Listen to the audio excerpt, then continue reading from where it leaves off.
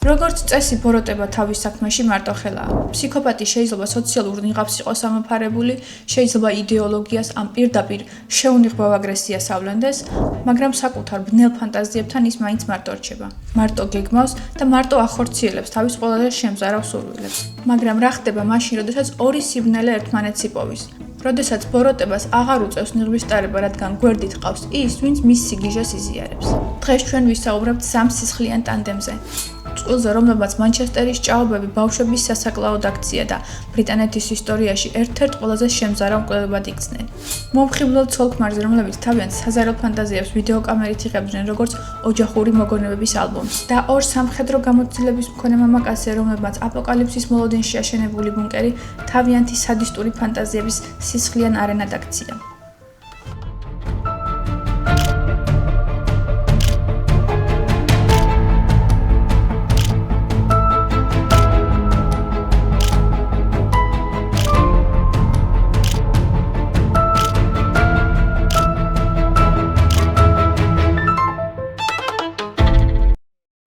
(1965) წლის ოქტომბერში მანჩესტერის პოლიციამ ეჭმიტანილის სახლის ჩხრეკისას იპოვა აუდიოკასეტა, რომლის მოსმენამაც გამოცდილი დეტექტივებიც კი აადირა. ჩანაწერში ისმოდა 10 წლის გოგონას, ლესლი ენ დაუნის სასოწარკვეთილი ხვეწნა და ტირილი, რომელიც სიკვდილამდე რამდენიმე წუთით ადრე თავის მომტაცებლებს შეწყალებას თხოვდა და დედას ეძახდა დასახმარებლად. საშობაო სიმღერის ფონზე კი სრულიად მშვიდად ისმოდა მამაკაცისა და ქალის ხმები, რომლებიც ბავშვს უბრძანებდნენ, რომ გაჩუმებულიყო. თქვენს წინაშე არიან იან ბრედი და მარა ჰინდლი, წყვილი, რომელმაც ბრიტანეთის მართლმსაჯულების ისტორიაში ერთ-ერთი ყველაზე მძიმე კვალი დატოვეს და რომელთაც პრესამ ჭაობის მკვლელები უწოდა. იმისათვის, რომ გავიგოთ, როგორ შედგა ეს სისხლიანი ტანდემი, ტრადიციულად თავიდან უნდა დავიწყოთ. იან ბრედი 1928 წელს უღარიბეს ოჯახში დაიბადა უკანონო შვილად. მამა არასდროს უნახავს, დედამ კი 3 თვის ასაკში მიმღებ ოჯახს მიაბარა. სლოუნების ოჯახი ბავშვს მზრუნველად ექცეოდა, დედა კი პერიოდულად ნახულობდა, თუმცა იანი ბავშვობიდან ავლენდა განსაკუთრებულ სიცივეს და ემპათიის არ ქონას. როდესაც იანი 12 წლის გახდა, დედამ სხვა კაცზე იქორწინა, მანჩესტერში გადავიდა საცხოვრებლად და მისი მონახულება სრულიად შეწყვიტა. სწორედ ამ პერიოდს ემთხვევა მისი სადისტური ქცევების გამოვლინებაც. იანი იჭერდა ქუჩის კატებსა და ძაღლებს და ნელი სასტიკი სიკვდილით კლავდა, პარალელურად კი თავის სუსტ ბავშვებს ჩაგრავდა და აწვალებდა. მიმღები ოჯახის ყველა მცდელობა ბავშვის გამოსწორებაზე უშედეგო აღმოჩნდა. 16 წლის ასაკში ის უკვე ორჯერ იყო ნასამართლები ქურდობისთვის. კრიმინალური წრისგან დასაშორებლად 17 წლისიანი ბიოლოგიურ დედასთან და მამობილთან გაგზავნეს მანჩესტერში. სწორედ იქ მიიღო მამობილის გვარი ბრედი. ამავე პერიოდში ის გაიტაცა მარკიზ დე სადის სადისტური პორნოგრაფიით გაჯერებულმა ლიტერატურამ, ჰიტლერის იდეოლოგიამ და ნიჩეს ფილოსოფიამ. მან სრულიად დამახინჯებლად აღიქვა ნიჩეს ზეკაცის იდეა, თავს ძალაუფლების ნების უმაღლეს გამოვლინებად მიიჩნევდა, რომლის მორალით სხვებზე მაღლა იდგა. მირა ჰინდლი 1942 წელს მანჩესტერის ერთ ჩვეულებრივ ოჯახში დაიბადა. უმცროსი დის დაბადების შემდეგ სახლში სივიწროვის გამო გოგონა 5 წლის ასაკიდან ბებიასთან იგზავნა, რომელიც იმავე ქუჩაზე მათი სახლის გადასწრულ ცხოვრობდა. ბებია მას თბილად და მოსიყვარულად ექცეოდა, თუმცა ალკოჰოლიკი და მოძალადე მამის მხრიდან მირაც და მისი დედაც მუდმივი ძალადობის მსხვერპლი იყვნენ. მამა ბავშვს აიძულებდა პრობლემების მუშტებით მოგვარებას, რის გამოც მირა სკოლაში აგრესიულ და დომინანტ ბავშვად ჩამოყალიბდა, ხშირად ბიჭებთანაც კი ჩხუბობდა. ყველაფერი რადიკალურად შეიცვალა 1961 წლის იანვარში. 18 წლის მირა ჰინდლიმ მუშაობა დაიწყო ქიმიურ და სავაჭრო კომპანიაში, სადაც 23 წლის იან ბრედი კლერკად მუშაობდა. მირასთვის ეს ერთი ნახვით მანიაკალური შეყვარება იყო. თავის დღიურებში ის ავადმყოფური სიზუსტით ითვლიდა, თუ რამდენჯერ შეხედა იანმა, რამდენჯერ გამოელაპარაკა და რაზე ისაუბრეს. მისთვის ბრედი ყველაზე იდუმალ და მიმზიდველ მამაკაცად იქცა. თუმცა თავად იანი მას საერთოდ არ აქცევდა ყურადღებას. ის იყო უკიდურესად ცივი, ჩაკეტილი და გარშემომყოფებთან კონტაქტს თავს არ იდებდა. მირას თითქმის 2 წელი დასჭირდა ბრედის ყურადღების მისაქცევად და როდესაც მათ საბოლოოდ შეხვედრა დაიწყეს, იანმა გოგონაში იდეალური იარაღი დაინახა. ადამიანი, რომელიც მისი სიყვარულისთვის ნებისმიერ საშინელებაზე წავიდოდა. ბრედიმ მას მარკიზ დე სადის წიგნები და ჰიტლერის ჩემი ბრძოლა წააკითხა, შემდეგ კი ნაცისტური პროპაგანდისტული ფილმების პერსონაჟივით გამოაწყო. მკაცრი სამოსით, მკვირალა მაკიაჟითა და პლატინისფერი ქერათმით. ბოლოს ერთგულების დასამტკიცებლად მაღაზიების ქურდობა და იარაღის უკანონოდ შეძენაც აიძულა. მირამ ყველა გამოცდა წარმატების ჩააბარა და წყვილი პირველი სისხლისთვის მზად იყო. 1963 წლის 12 ივლის მათ პირველი ნაბიჯი გადადგეს. სამიზნე მირას 16 წლის მეზობელი პოლინ რაიდი გახდა. პოლინის საღამოს ადგილობრივ დისკოტეკაზე მიდიოდა, რა დროსაც მას გზაში მირა ჰინდლი დახვდა. მირამ მოატყუა, რომ სალვატორის ჭაობებში ძვირფასი ხელთათმანები დაკარგა და სთხოვა მათ მოსაძებნად გაყოლა. ნაცნობობის გამო პოლინი ყოველგვარი ეჭვის გარეშე ჩაუжდა მანქანაში, სადაც მათ უკვე ელოდებოდათ იან ბრედი. ჭაობში ბრედიმ გოგონაზე სექსუალურად იძალავდა და საბოლოოდ ყელი გამოჭრა. მირა კი ამ დროს ტერიტორიას აკონტროლებდა. ცხედარი იქვე დამარხეს, გოგონას აქსესუარები კი სუვენირად წაიღეს სახლში. პოლინს სადღესასწაულო ვარდისფერი კაბა და ოქროსფერი ფეხსაცმელები ეცვა. ჭაობის უნიკალური ნიადაგის წყალობით ეს 24 წლის შემდეგაც კი ხელუხლებლად იყო გოგონას სხეულზე შემორჩენილი, რაც მისი იდენტიფიცირების მთავარ გასაღებადაც იქცა. ხელი მკვლელობიდან სულ რამდენიმე თვის შუალედში მათ 12 წლის კილ ბრაიდი და 12 წლის კიტ ბენეტი გაიტაცეს. ბავშვები იმავე პრინციპის დახმარების თხოვნით მიიტყუეს, ორივე მათგანი სალვატორის ჭაობებში წაიყვანეს, სადაც ბრედიმ ბავშვებზე ჯერ სექსუალურად იძალა და შემდეგ კი დაახრჩო. 1964 წლის 26 დეკემბერს შობის მეორე დღეს 10 წლის ლესლი ენდაუნი ადგილობრივი საახალწლო ბაზრობიდან გაიტაცეს. მირა ჰინდლი მის მანქანაში ჩაისვა და თავის სახლში მიიყვანა. ბრედიმ და ჰინდლიმ გოგონას ტანსაცმელი გახადეს, გაგოჭეს და მასზე სექსუალურად იძალადეს. ლესლის წამება და მისი ტირილი კი მაგნიტოფონის ლენტზე საშობაო მუსიკის ფონზე ჩაიწერეს. ლენტზე მკაფიო დისმის იან ბრედისა და მირა ჰინდლის ხმა, რომელიც აიძულებს ბავშვს პორნოგრაფიული ფოტოებისთვის პოზირებას, ისმის მათი ყვირილი, მუქარა და მოთხოვნები გაჩუმებაზე და ბავშვის სასოწარკვეთილი ხვეწნა. ამის შემდეგ ლესლი გაგუდეს და სალვატორის ჭაობებში დამარხეს. დანაშაულის ჩადენის შემდეგ წყვილი ხშირად ბრუნდებოდა ჭაობებში, აწყობდა პიკნიკებს და ფოტოებს იღებდა ზუსტად იმ ადგილებზე, სადაც ბავშვები დამარხეს. ლესლის მკვლელობის შემდეგ იანის ღმერთის კომპლექსმა პიკს მიაღწია. მას ახალი თანამზრახველის შოვნა სურდა. ბრედიმ სახლში 17 წლის ედვარდ ევანსი მოიტყუა, რომელიც ბარში გაიცნო. პარალელურად კი მირას დავალა მათთან მათი 17 წლის სიძე, მირას დისკმარი დევიდ სმიტი მოეყვანა. დევიდი პრობლემური მოზარდი იყო და იანს ეგონა, რომ თავისი სადისტური იმიჯით მას მარტივად მოხიბლავდა და დანაშაულის თანამონაწილედ აქცევდა. როგორც კი დევიდ სმიტი სახლში მივიდა, მის თვალწინ ბრედიმ ედვარდ ევანს ნაჯახი რამდენჯერმე ჩაარტყა თავში და გაგუდა. მირა ჰინდლი ამ კოშმარს სრულიად მშვიდად უყურებდა და იანს სისხლიანი ტილოების მიწოდებაში ეხმარებოდა. შოკირებული დევიდი მიხვდა, რომ წინააღმდეგობის შემთხვევაში მომდევნო მსხვერპლი თავად გახდებოდა. მან თავი მოაჩვენა, თითქოს ეხმარებოდა და გვამის საბანში გაახვია. თუმცა, როგორც კი გამთენიისას თავი დააღწია მათ სახლს, მან სასწრაფოდ ცოლს მოუყვა ყველაფერი და მისი დაჟინებული თხოვნით მათ პოლიციას მიმართეს. რამდენიმე საათში პოლიცია ბრედის სახლში მივიდა. ედვარდ ევანსის სხეული ჯერ კიდევ მათ სახლში იყო საბანში გახვეული. ჩხრეკისას დეტექტივებმა იპოვეს რკინიგზის სადგურის შემნახავი საკნის კოდი, სადაც მკვლელობების საზარელი ფოტოალბომები და 10 წლის ლესლის წამების აუდიო ჩანაწერი ინახებოდა. ჭაობის მკვლელების ეპოქა დასრულდა, სასამართლომ ორივეს სამუდამო დამოპატიმრება მიუსაჯა.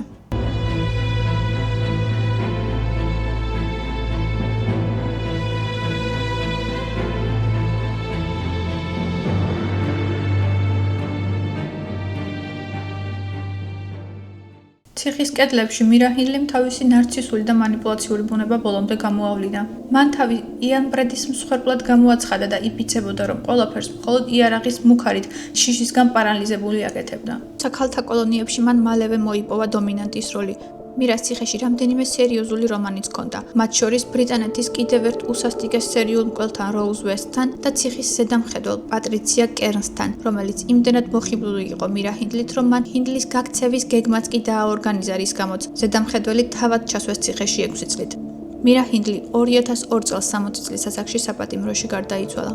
მირასგან განსხვავებით იან ბრედის ცხოვრებამ სრულ იზოლაციაში გაიარა.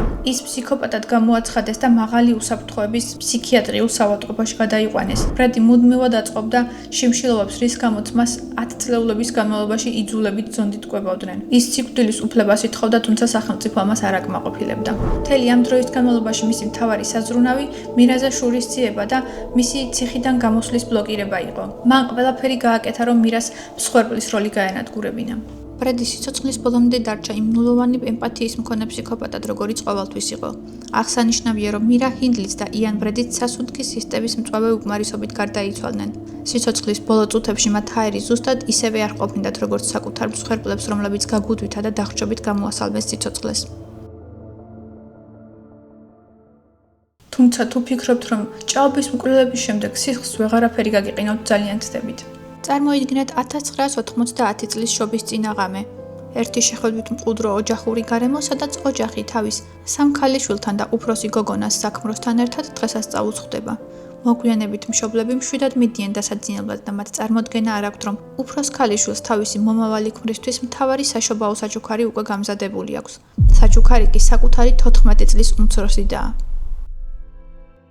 გაიცანით პოლ ბერნარდო და კარლა ჰომოლკა, წყვილი, რომელმაც ჰოლივუდური გარეგნომისა და დახვეწილი სტილის გამო მედიისგან ბარბი და კენის მეტსახელი მიიღო.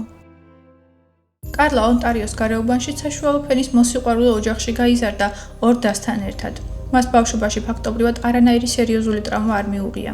სკოლაში მას ახასიათებდნენ როგორც ლამაზ, აქტიურ და პოპულარულ გოგონას, რომელსაც ბევრი მეგობრები და თაყვანისმცემლები ყავდა. თუმცა თავად გოგონა თავის თანატოლ ბიჭებს ზევიდან უყურებდა და მათ მოსაწყენად მიიჩნევდა. კარლა მიჩვეული იყო ყურადღების ცენტრში ყოფნას და პარტნიორადაც განსაკუთრებულ იდეალურ მამაკაცს ელოდა, მას ვინც მის ცხოვრებას თავგადასავლად აქცევდა და საკუთარი უპირატესობის განცდას გაუმყარებდა. კარლას არანაირი კრიმინალური მიდრეკილებები არ გამოუმჟღავნებია არასდროს, პირიქით მას ძალიან უყვარდა ცხოველები და მოგვიანებით ვეტერინარულ კლინიკაშიც დაიწყო მუშაობა დამხმარედ. და აი 1989 წლის ოქტომბერში მის ცხოვრებაში გამოჩნდა მამაკაცი, რომელიც ამ ფანტაზიას იდეალურად პასუხობდა. სიმპათიური მომხიბლელი პოლ ბერნარდო, რომელიც ტორონტოში წარმატებულ კარიერას იწყებდა. კარლამ არ იცოდა, რომ ის ქუჩაში ქალებს უსაფრთხოებდა და აუპატიურებდა და მოგვიანებით კრიმინალურ ისტორიაში სკარბოროს მოძალადის სახელით შევიდა. კარლასგან განსხვავებით პოლ ბერნარდოს ბავშვობა უკიდურესად ტოქსიკური და დისფუნქციური იყო. მამამისი კენეთი უაიერისტი და პედოფილი აღმოჩნდა, რომელმაც მოგვიანებით პოლის დაზეც კი იძალა, ხოლო მძიმე დეპრესიის მქონე დედა მთელ დროს სარდაფში ჩაკეტილი ატარებდა. 10 წლის ასაკში პოლს უკვე ჰქონდა პირომანიის ნიშნები, ანუ ცეცხლის განზრახ გაჩენის მიდრეკილება. თუმცა მისი ფსიქიკის ნამდვილი გარდატეხა 16 წლის ასაკში მოხდა. მწვავე კონფლიქტის დროს დედამ გაუმხილა, რომ კენეთი მისი ბიოლოგიური მამა არ იყო. ეს დაპირისპირება ორმხრივი შეურაცხყოფითა და ოჯახის საბოლოო ნგრევით დასრულდა. მოზარდმა დედისგან ქალების მიმართ ღრმა სიძულვილი შეითვისა, აღმზრდელი მამისგან კი სექსუალური გადახრები.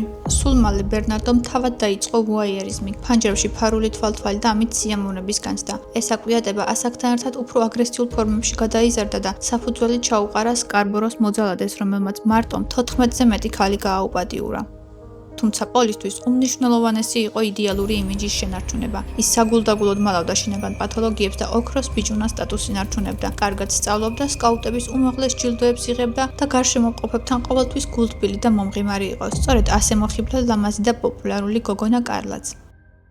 შეხვედრისთანავე პოლმა იგრძნო კარლას ემოციური მიჯაჭვულობა და მისი დამუშავება დაიწყო. მას აკრიტიკებდა, უცირებდა თვითშეფასებას და უქმნიდა წარმოდგენას, რომ მის გარეშე არაფერს წარმოადგენდა. ხოლო პარალელურად თავისი ავადმყოფური სექსუალური ფანტაზიების თანამონაწილედ აქცევდა. კარლასთვის იმდენად მნიშვნელოვანი იყო ეს იდეალური წყვილის ილუზია, რომ წინააღმდეგობის ნაცვლად დანაშაულის ნებაყოფლობითი და სივსისხლიანი თანამონაწილე გახდა.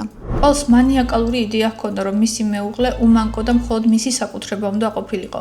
როდესაც შეიტყო, რომ კარლასთვის ის პირველი მამაკაცი არ ყოფილა, მისი წარსული დიდ ცოდვად გამოაცხადა. კარლა ეგუებოდა პოლის სექსუალურ გადახრებს, თუმცა მას მოსვენებას არ აძლევდა ერთი ფაქტი, რომ პოლი აშკარად შეპყრობილი იყო მისი უმცროსი დიდ ტემით. თუმცა მისი წუხილი გამოწვეული იყო არა დაზეზრუნვით, არამედ იმით, რომ ტემი ზუსტად აკმაყოფილებდა პოლის კრიტერიუმებს. კარლამ, რომელსაც ეჭვიანობის გამო პოლის დაკარგვის ეშინოდა, ჩათვალა, რომ ამ სიტუაციაში ორ კურდღელს ერთად დაიჭერდა, თუ საკუთარ დასს საკუთარივე ხელით მიართმევდა პოლს. ჯერ ერთი საქმროს ეს უდიდეს სიამოვნებას მიანიჭებდა და მისი მთავარი ქალის სტატუსს შეინარჩუნებდა და რაც მთავარია, დის მიმართ არსებულ აკვიატებას მოეღებოდა ბოლომ, რადგან ამის შემდეგ ბავშვი პოლის თვალში უმანკოების სტატუსს სამუდამოდ დაკარგავდა. ვინაიდან კარლა ვეტერინარულ კლინიკაში მუშაობდა, მან სამსახურიდან ფარულად გამოიტანა ცხოველის ძლიერი საანესთეზიო საშუალებები და საშობაო საჩუქრის დაგეგმვას შეუდგა. 1990 წლის შობის წინაღამეს კარლამ ეს პრეპარატები ტემის სასმელში ჩაუყარა. როგორც კი გოგონამ გონება დაკარგა, საძინებელში პოლი შევიდა. თავად კი ყველაფრის ვიდეოკამერაზე გადაღება დაიწყო საოჯახო არქივისთვის. ბერნარდომ მოზარდზე იზალა და რის შემდეგაც გოგონას პიჟამო ჩააცვეს და თავის ოთახში დააბრუნეს. თუმცა წამლების დოზა იმდენად დიდი აღმოჩნდა, რომ 15 წლის ტემი საკუთარი პირნაღებინებით გაიგუდა. მკვლელებმა ოჯახსა და პოლიციას სიტუაცია ისე წარუდგინეს, თითქოს გოგონა ალკოჰოლის ჭარბი მიღებით შემთხვევით გარდაიცვალა. ზედაპირული ექსპერტიზა ამ ვერსიას ენდო და სისხლის ღრმა ანალიზი არც გაუკეთებიათ. წინააღმდეგობის კვალი კი სხეულზე ისედაც არ არსებობდა. ამის შემდეგ პოლ ბერნარდოს სადისტური მანდა კიდევ უფრო გაიზარდა. მას ნამდვილი ნადირობა და რეალური შიში უნდოდა და არა გათიშული მსხვერპლი. კარლა კი ამაშიც მისი იდეალური პარტნიორი აღმოჩნდა. წყვილმა ქალაქ სენტ-კატარინში მყუდრო ვარდისფერი კოტეჯი იყიდა, რომლის სარდაფიც ნამდვილ საწამებელ კამრად აქციეს. მათი მომდევნო მსხვერპლი 14 წლის ლესლი მაჰაპი გახდა. პოლმა გოგონა პირდაპირ საკუთარი სახლის ეზოდან მოიტაცა. კოტეჯის სარდაფში მას 1 დღის განმავლობაში სასტიკად აწამებდნენ, აუპატიურებდნენ და პროცესს ვიდეოზე იღებდნენ. ბოლოს ბერნარდო მოზარდი ელექტროსადენით დაახჭო, მისი სხეული ხერხით 10 ნაწილად დაანაწევრა, ბეტონის ბლოკებში ჩააცემენტა და ადგილობრივ ტბაში ჩაყარა. სულ რამდენიმე დღეში პოლმა და კარლამ გრანდიოზული ქორწილი გადაიხადეს. კარლა საოცნებო თეთრი კაბით იდგა საკურთხეველთან, მის გვერდით კი მისი ოცნების მამაკაცი იდგა. როდესაც მეთევზეებმა ტბის ზედაპირზე ლესლის დასახიჩრებული სხეულის ნაწილები იპოვეს, პოლი და კარლა სწორედ იმ წუთებში მდიდრულ საქორწინო ფოტოსესიას მართავდნენ და ბედნიერად იღიმებოდნენ. სულ რამდენიმე თვეში მათ 15 წლის კრისტენ ფრენჩი გაიტაცეს. გოგონა სკოლიდან ბრუნდებოდა, როდესაც კარლა მიუახლოვდა და რუკაზე გზის ჩვენებას თხოვა. როგორც კი კრისტენი მანქანას მიუახლოვდა, პოლმა ის შიგნით ძალით შეათრია, 3 დღის განმავლობაში აწამებდნენ ვარდისფერი კოტეჯის სარდაფში და ამ ყველაფერს ვიდეოზე იღებდნენ. კამერის წინ კრისტენმა საოცარი სიმტკიცე და სულიერი ძალა გამოიჩინა. ის უარს ამბობდა დამორჩილებაზე, მკვლელებს თვალებში უყურებდა და ეუბნებოდა, რომ მისი მშობლები მას უკვე ეძებდნენ, ისინი კი ამისთვის აუცილებლად დაისჯებოდნენ. მსხვერპლის ამგვარმა სიმტკიცემ პოლი განარისხა, რადგან სასურველი კონტროლის შეგრძნება ვერ მიიღო. ბერნარდომ კრისტენიც დაახრჩო, მისი შიშველი ცხედარი კი გზის პირას თხრილში გადააგდო.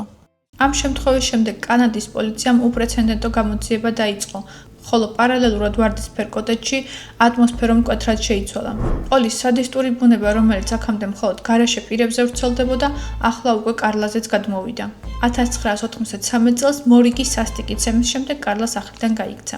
კარლამ დედის დახმარებით პოლიციას მიმართა და სწორედ აქედან იწყება კენისა და ბარბის ისტორიის ყველაზე ცინიკური ფურცელი. კარლამ გამოძიებას თავი პოლ ბერნარდოს უმწეო მსხვერპლად წარუდგინა.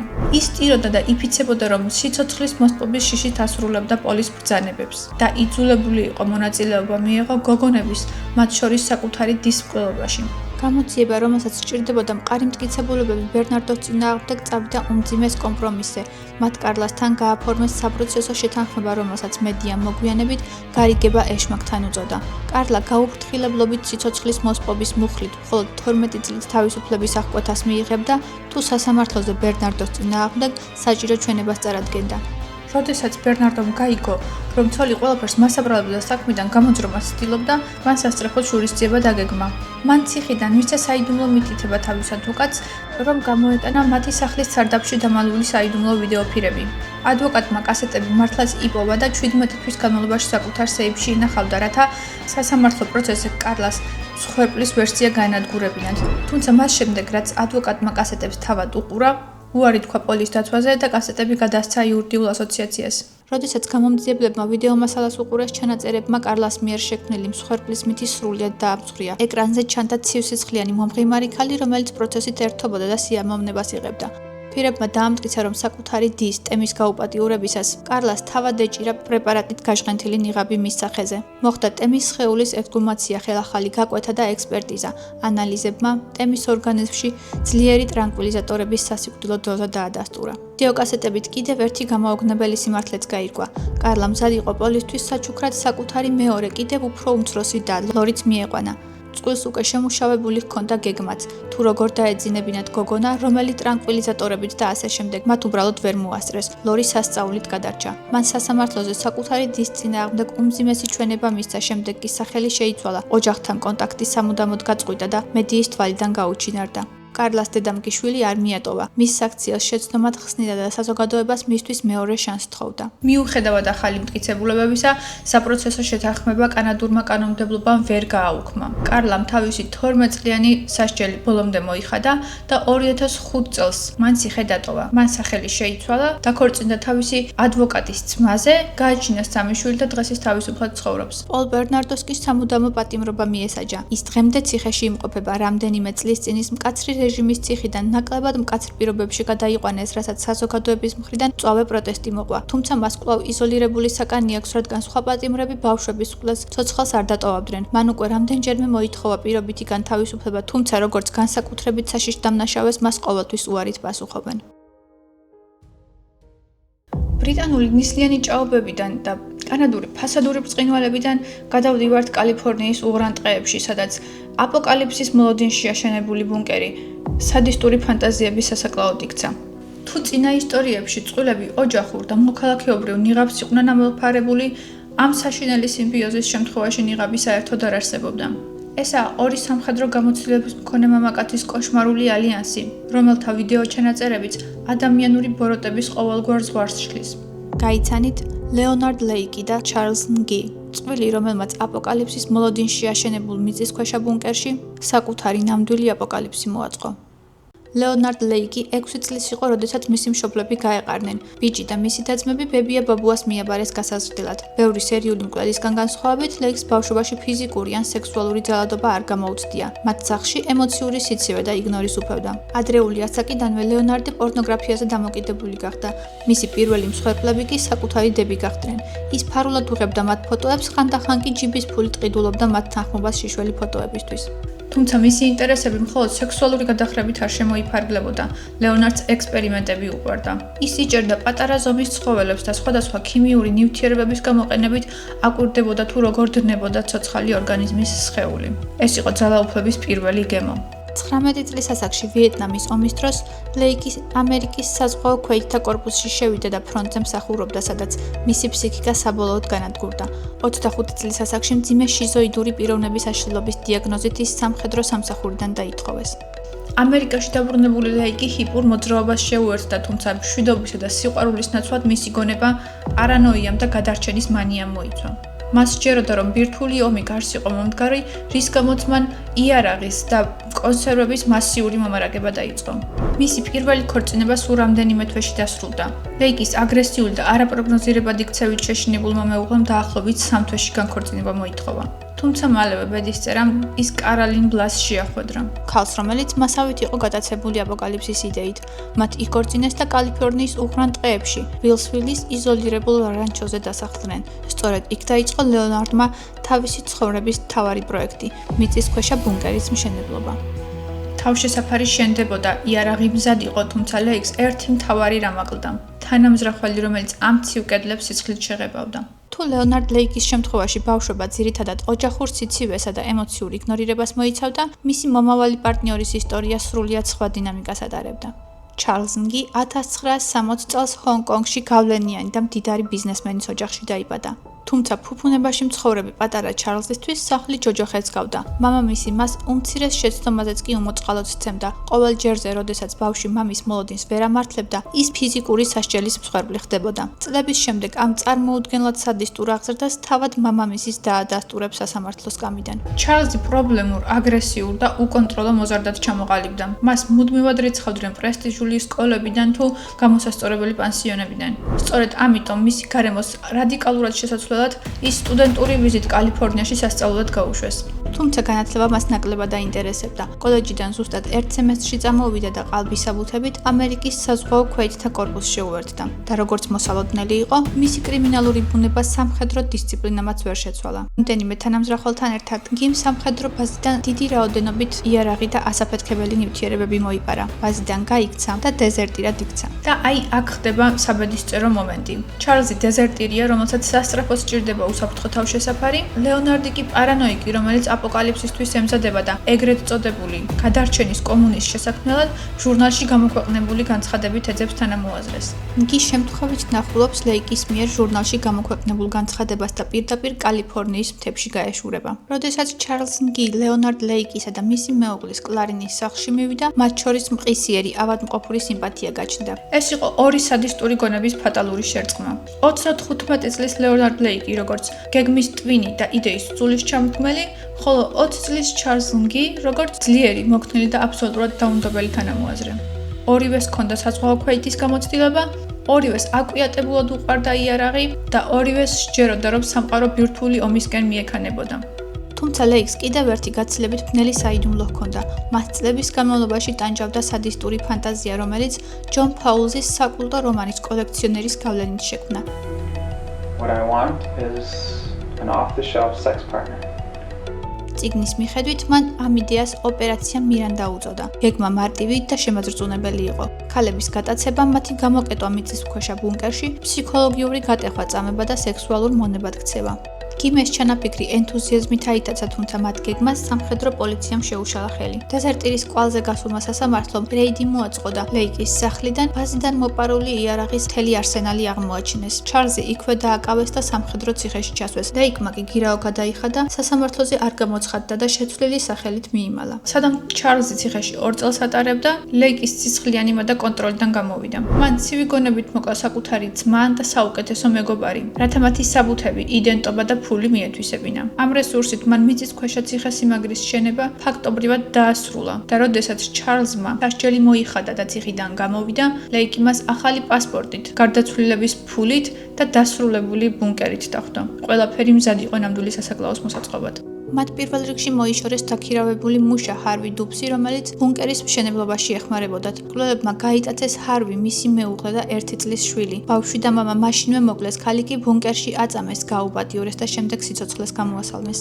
დუბსის ოჯახის განადგურებით დაიწყო კალიფორნიის ისტორიაში ერთ-ერთი ყველაზე სისხლიანი სერია, რომელიც 1983-დან 1985 წლამდე გაგრძელდა. ლეიკიდან გიმს ხორბლს არ არჩევდნენ, მათ სიას ემატებოდა შემთხვევითი ნაცნობები, ხელოსნები და მთელი მათი ოჯახები. 2 წელიწადში მათ 25-მდე ადამიანი მოკლეს, მათ შორის 2 ჩვილი ბავშვი. მამაკაცებსა და ბავშვებს ყოველგვარი ყოყმანის გარეშე ადგილზე ვეკლავდნენ. ქალები კი ხმა გაუნტარ ბუნკერში მიჰყავდათ. სამალავი პატარა საკნებად იყო დაყოფილი, სადაც რკინის გისოსები, ჯაჭვები და ფარული კამერები დაამონტაჟეს.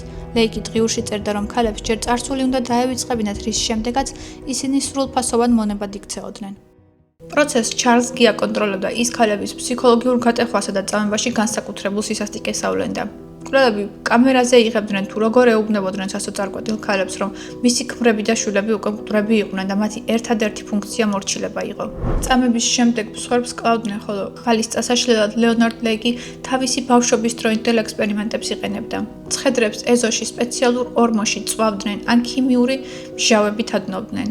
ძვლებს კი სანადირო იარაღით და ჩაქუჩებით ამსხვერპლდნენ და იქვე მიწაში ფლავდნენ. სწორედ ამ მეთოდმა მსხვერპლთა ზუსტი რაოდენობის დადგენა ფაქტობრივად შეუძლებელი გახადა. ამ საზარელ მანქანას წლები შეეძლო ემუშავა, რომ არა ჩარლზის იმპულსურობა და ბანალური ქურდობა. 1985 წლის 2 ივნისს სან-ფრანცისკოს მაღაზიაში გიმ $75 ხელსაწყოს მოპარვა სცადა. თანამშრომელმა პოლიცია გამოიძახა, რის გამოც ჩარლზმა ადგილზევე მიეტოვა ლეიკი და გაიქცა. ლეონარდ ლეიკი კი პოლიციამ დააკავა, ის მოკლული მეგობრის საბუთებით გადაადგილდებოდა, მანქანაში კი არალეგალური იარაღი აღმოაჩნდა. ლეიკი მიხვდა, რომ მისი ბუნკერის საიდუმლოები გამომჟღავნდებოდა. მან პოლიციას წყალის თხოვა პიჯაკის საყელოდან, ყოველი შემთხვევისთვის შენახული ციანიდის კაფსულა ამოიღო და გადაყლაპა. ლეონარდ ლეიკი რამდენიმე დღიანი კომაში ყოფნის შემდეგ საავადმყოფოში გარდაიცვალა. თვითმკვლელობამ პოლიციას ეჭვი გაუჩინა. როდესაც გამომძიებლები რანჩოზე მივიდნენ, იქ ნამდვილი ჯოჯოხეთი დახვდათ. მიწისქვეშა ხმა გაუმტარი ბუნკერი, საწამებელი საკანი, ქალების წამების ამსახველი ვიდეოკასეტები და 20-ზე მეტი ადამიანის, მათ შორის ჩვილების დამწვარი და დანაწევრებული ძვლების ნაშთები. სანამ გამომძიებლები რანჩოზე საზარელ აღმოჩენებს აკეთებდნენ, ჩარლზ გი ჩიკაგოს გავლით კანადაში გაიქცა, თუმცა მისი ბუნება ვერც დევნილობამ შეცვალა. 1985 წლის ივლისში კალგარის სავაჭრო ცენტრში მან კვლავ სცადა წვრილმანი ქურდობა, ამჯერად თეთრეულის მოპარვა. როდესაც დაცვა მისი შეჩერებას სცადა, გიმ იარაღი ამოიღო და ერთ-ერთ თანამშრომელს მუცელს შეასროლა. წინააღმდეგობის მიუხედავად ის მაინც დააკავეს. თითის ანაბეჭდის შემოწმებისას კანადურმა პოლიციამ მალევე გააცნობიერა, რომ ხელთ ამერიკის ნომერ 1 ძებნილი მანიაკი ეჭირათ. ამას მოჰყვა 6 წლიანი იურიდიული ომი. კანადა, სადაც სიკვდილით დასჯა გაუქმებული იყო, უარს აცხადებდა გის ექსტრადიციაზე, თუ ამერიკა გის სიკვდილით დასჯის გაუქმების გარანტიას არ მისცემდა. თუმცა საბოლოოდ 1991 წელს ჩარლზ გი ამერიკას გადასცეს. ჩარლზ გის სასამართლო პროცესი კალიფორნიის ისტორიაში ყველაზე ხანგრძლივი და ძვირადღირებული აღმოჩნდა. შტატის ბიუჯეტს ის $20 მილიონზე მეტი დაუჯდა. გი და მისი ადვოკატები სისტემით მანიპულირებდნენ. მუდმივად ცვლიდნენ დამცველებს, ითხოვდნენ მოსამართლეების აცილებას, საქმის სხვა ოლქში გადატანას და ასე შემდეგ. 1999 წელს გის ბრალი ოფიციალურად დაუმტკიცა 12 ადამიანის მკვლელობაში და მას სიკვდილით დასჯა მიესაჯა. ის დღემდე კალიფორნიის ცნობილ ციხეს სან-კვენტინში სიკვდილმისჯილთა კორპუსში იმყოფება, თუმცა შტატში მოქმედი მორატორიუმისა და უსასრულო აპელაციების გამო მანიაკი სიცოცხლეს სავარაუდოდ ღრმა სიბერით საკანში დაასრულებს, ვინაიდან კალიფორნიაში 2006 წლის შემდეგ სიკვდილით დასჯის არც ერთი განაჩენი არ აღსრულებულა.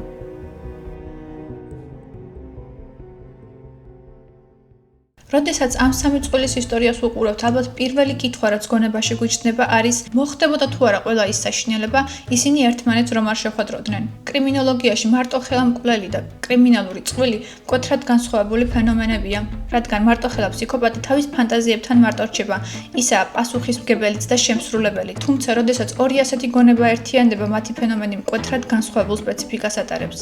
გაზიარებული ფსიქოზური აშლილობა არის იშვიათი ფსიქიატრიული სინდრომი, როდესაც ორი პათოლოგიური პიროვნება ერთიანდება და ქმნის ბევრად უფრო საშიში მტაცებელს, ვიდრე თითოეული მათგანი ცალ-ცალკე იქმნებოდა. მარა ჰინდლის გარეშე იენ ბრედი ვერ შეძლებდა ბავშვების ასე მარტივად მოტყუებას, ხოლო ბრედის გარეშე ჰინდლის ბოროტი პოტენციალი სავარაუდოდ მიძინებული დარჩებოდა. ასეთ წყვილებში ყოველთვის არის ერთი წამყვანი დომინანტი ფსიქოპატი და მეორე შემსრულებელი, რომელიც ხშირად ემოციურ ან ფსიქოლოგიურ დამოკიდებულებაშია ლიდერთან. მაგალითად, მირა ჰინდლისა და კარლა ჰომოლკას შემთხვევაში პარტნიორისთვის ერთგულების დამტკიცების სურვილი ბევრად დიდი იყო, ვიდრე ნებისმიერი მორალური ბარიერი. თუმცა ლეონარდ ლეიკისა და ჩარლზ გის ალიანსი სრულიად განსხვავებული ფენომენი იყო. ეს იყო ორი თანაბარი ძალის დამოუკიდებელი სადისტის გაერთიანება, რასაც მივყავართ ფენომენთან, რომელსაც კრიმინალურ ფსიქოლოგიაში მტაცებლური სინერგია ეწოდება. როცა ორი დამოუკიდებელი სადისტი ერთმანეთს აძლიერებს. ასეთი მტაცებლური სინერგიით, ანუ საერთო ძალებით მოქმედებისას დანაშაულის ინტენსივობაც ბევრად იზრდება, რადგან თუ მარტოხელა სერიული მკვლელი ისვენებს, როდესაც მისი ფანტაზია დუმს, წყვილების შემთხვევაში ეს პერიოდი მცირდება, რადგან პარტნიორები ერთმანეთის კრიმინალურ აზარტს მუდმივად კვებავენ. ამ საშინელების მიღმა კიდევ ერთი უმნიშვნელოვანესი ფსიქოლოგიური ფენომენი იმალება – პასუხისმგებლობის დიფუზია. როდესაც დანაშაული ორზე იყოფა, ადამიანის გონებაში შიშისა და სინდისის ქენჯნის განცდა მკვეთრად მცირდება. მარტოხელა მკვლელი ყოველთვის გრძნობს, რომ პასუხისმგებელი მხოლოდ თავადაა, თუმცა კრიმინალურ წყვილებში ეს ტვირთი ორად იხლიჩება. თითოეული მათგანი ქვეცნობიერად ფიქრობს, რომ დამნაშავე მეორეცაა, რაც წარმოშობს ისეთი მასშტაბის სისასტიკეს, რომელსაც თითოეული მარტომოქმედებისას ვერ გაბედავდა.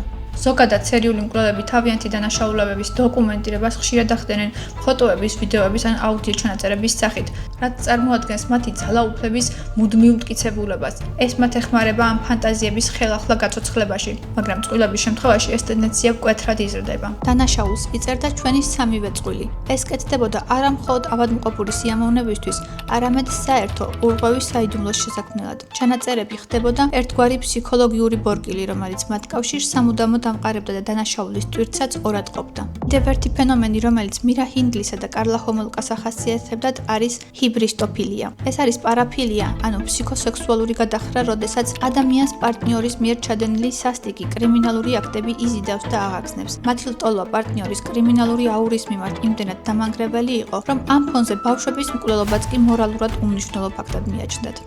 ეს არის ჰიბრისტოფილიის უკიდურესი ფორმა, როდესაც ადამიანი დაუნდობელი დამნაშავის საამებლად თავად იქცევა დაუნდობელ დამნაშავედ. მათ შეეხებათ დომინანტ დამნაშავეებს ლეონარდ ლეიკს, ჩარლზ გის, იენ ბრედისა და პოლ ბერნარდოს, მათ ერთი საერთო ფენომენი ახასიათებდათ. ეს არის ავთვისებიანი ნარცისიზმი, რომელიც კრიმინალისტიკაში ყველაზე მძიმე დესტრუქციულ და საშიშ პიროვნულ სინდრომად ითვლება. ავთვისებიანი ნარცისიზმი 4 ელემენტს აერთიანებს: ნარცისიზმს, ანტისოციალურ ქცევას, ანუ ფსიქოპათიას, პარანოიას და ეგოსინტონურ აგრესიას. ეს არის პათოლოგიური მდგომარეობა, როდესაც ინდივიდს არა მხოლოდ გადაჭარბებული წარმოდგენა აქვს საკუთარ თავზე, არამედ იგი მიზანმიმართულად ცდილობს გარშემომყოფების მანიპულირებას, დამცირებას და ტოტალურ კონტროლს. მათი მთავარი მოთხოვნილება სხვა ადამიანის სიცოცხლესა და სიკვდილზე სრული ძალაუფლების, ანუ ყოვლის შემძლეობის განცდაა. მაგალითად, ლეონარდ ლეიკის იდეა ავთვისებიანი ნარცისიზმის კლასიკური გამოვლენებაა, საკუთარი სამყაროს შექმნა, სადაც ის აბსოლუტური ღმერთია.